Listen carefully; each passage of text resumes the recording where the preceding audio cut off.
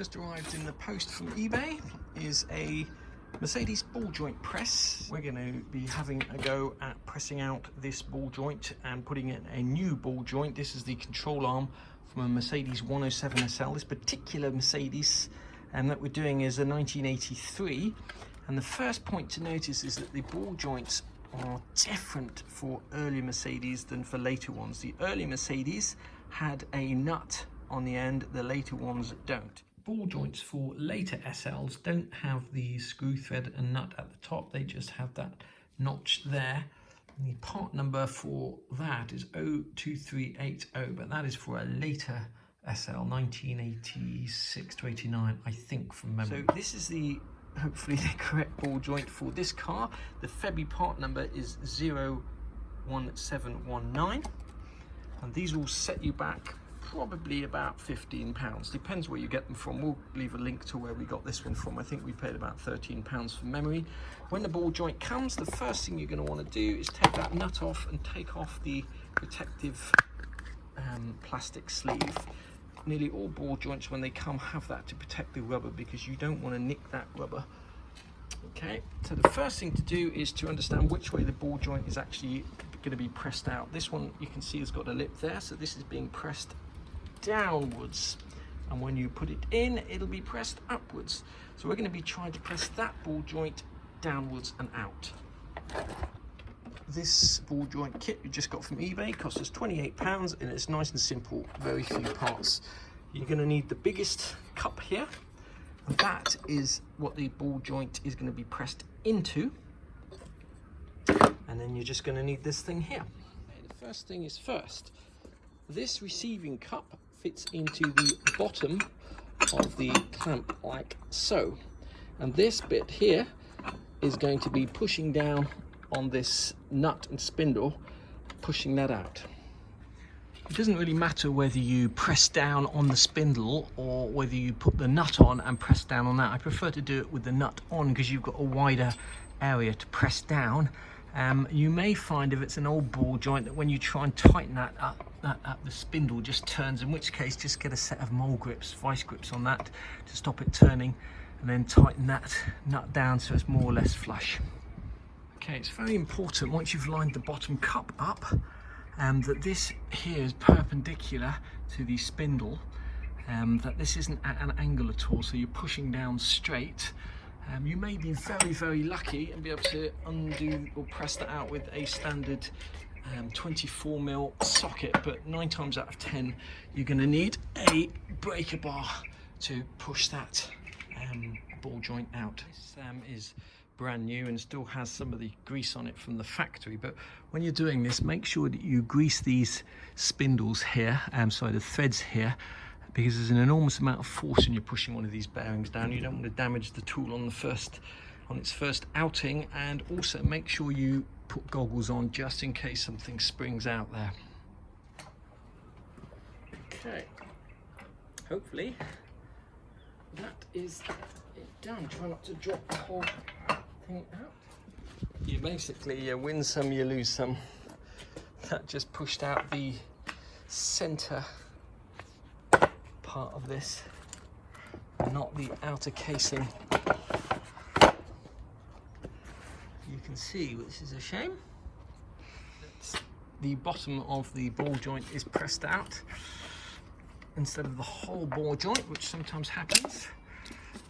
It just makes the whole process slightly more laborious. Okay, so far we've just managed to push the shaft out through the bottom of the ball joint. So this is the shaft here, it's pushed all the way out. The bottom of the ball joint is just broken. So I've just cut off the rubber boot now, and in the ball joint kit we're going to use this small thing here and try and push the ball joint out using that. Straight out, and we're using this smallest fitting in the ball joint kit, and underneath we've still got the cup, and we're going to get the breaker bar back on there. Okay, let's see how we get on this time. Okay, there we go. Worked pretty well. The old ball joint pressed out against the receiving cup, and we're just going to need to clean that up get rid of any rust, and press in the new ball joint. To put the new ball joint in, obviously the first thing to do is make sure you've cleaned out any rust inside there. Just use a bit of light emery paper or a brass brush, nothing that's going to score the inside. Make sure that you put some grease around here and also grease the inside of there to make your life easier. And inside the kit is a press like that fits on the back of the ball joint, and on the front of the ball joint you're going to have the cup that was received before is now going to be flipped over and is going to be pushing like so. I don't know if we can do this with one hand without dropping everything. So that's the arrangement you're going to have, like so.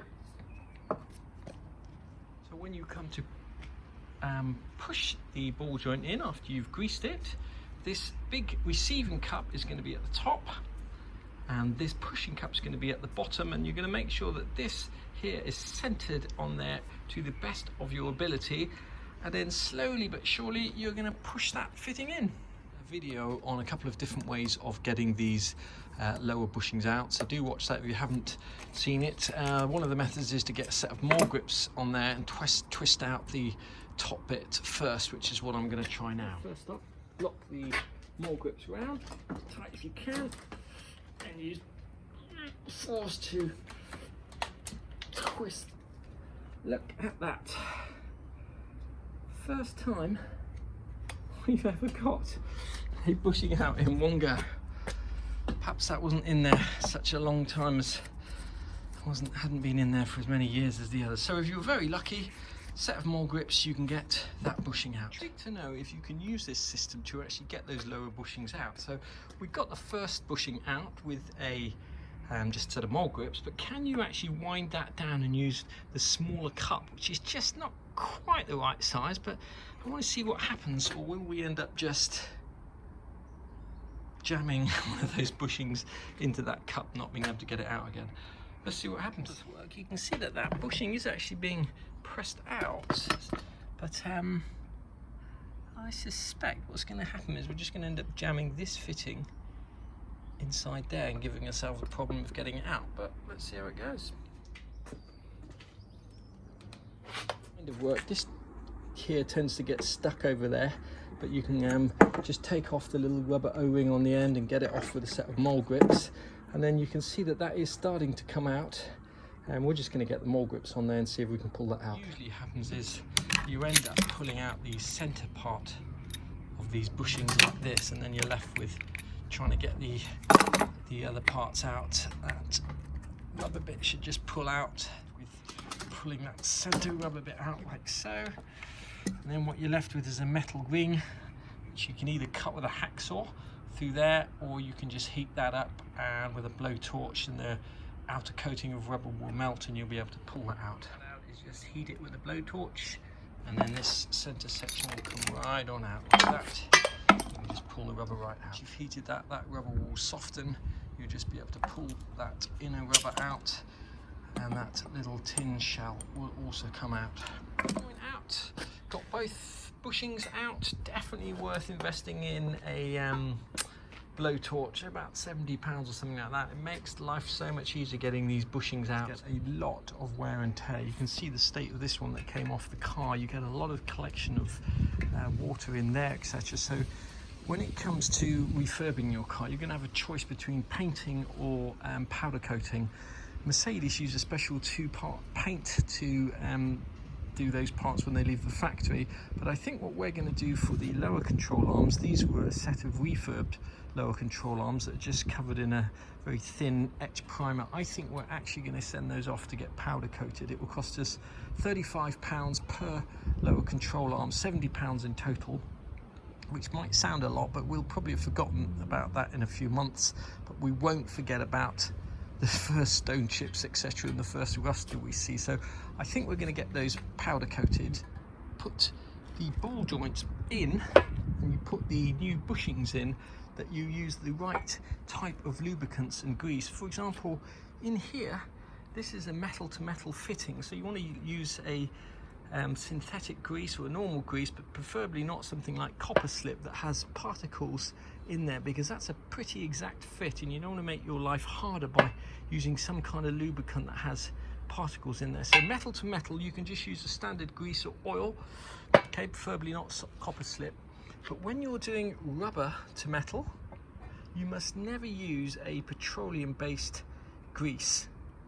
You've got to use a synthetic grease. Now Mercedes have their own special grease that they use for doing this, and we'll be giving you the part number of that. It is horribly expensive. It's about £57 plus VAT for I think 128 mils. But when you're putting bushings, rubber to metal in, you need to use a special type of lubricant and not your standard motor oil or your standard grease, both of which are petroleum based. So we will give you the part number for that. You could also use a synthetic grease, but something that's not petroleum based. That's important. If you do use petroleum based greases, what happens is the rubber starts to deteriorate and go mushy, which is probably what happened to those bushes looking at them. So at the end of the video, we'll give you the correct Mercedes grease to not just do these bushings here, but for the subframe mounts as well. Very important that you use the right type of lubricant to put the subframe mounts on. So just remember, metal to metal, you can use oil or petroleum based grease, preferably not copper slip. Rubber to metal, you need special non-petroleum based grease. I have to say that for £28 on eBay, this kit has been pretty spectacular. So we'll put a link to where we bought that from, and it's just to let you know that these Mercedes ball joint kits do actually work. We ordered the ball joint kit on eBay from Hippo Product and paid just £28.50 for that, and I have to say it did work a treat. We got the ball joints from a company called MJD on eBay. They're also called JD Motorsport, and paid £13.99 including delivery, and ordered that on the 16th. It came on the 19th, so super quick. Here's an extract from the Mercedes service manual for the 107. Now this applies to the subframe mounts, but the same is true of the lower control arm bushes, or in fact any rubber to metal. The Mercedes part number for the grease they use is 000989. 0460 has been superseded by 0860. So the part number is 0009890860. It is ludicrously expensive, £57.50 plus VAT for I think 128mm, but that is what Mercedes use when they're installing rubber to metal mounts and bushings.